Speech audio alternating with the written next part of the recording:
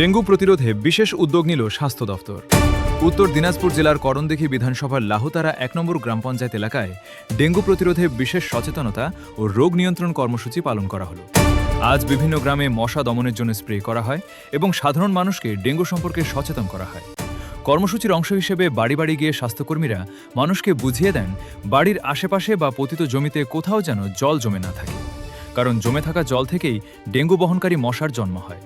এছাড়াও বাড়ির টব, drum, tyre ও অন্যান্য পাত্র নিয়মিত পরিষ্কার রাখার পরামর্শ দেওয়া হয়। এই রোগ নিয়ন্ত্রণ ও সচেতনতা কর্মসূচির নেতৃত্ব দেন সুপারভাইজার নূর আলম।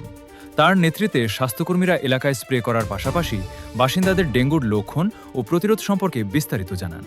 স্থানীয় বাসিন্দারাও এই উদ্যোগকে স্বাগত জানিয়েছেন। স্বাস্থ্য দপ্তরের পক্ষ থেকে জানানো হয়েছে, আগামী দিনেও ডেঙ্গু রোধে এই ধরনের সচেতনতামূলক অভিযান এবং মশা নিয়ন্ত্রণ কর্মসূচি চালিয়ে যাওয়া হবে।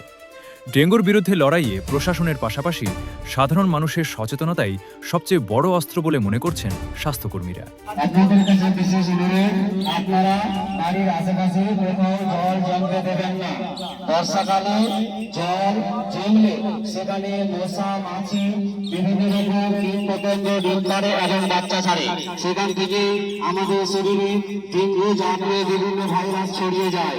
কাজে সকলের কাছে অনুরোধ, আপনারা বাড়ির আনাচে কানাচে সপ্তাহে একদিন পরিষ্কার পরিচ্ছন্ন রাখুন এবং কোথাও জমা জল থাকলে সপ্তাহে একদিন পরিষ্কার করুন। নিজে পরিষ্কার পরিচ্ছন্ন থাকুন, নিজে বাঁচুন, অপরকে বাঁচতে সহযোগিতা করুন।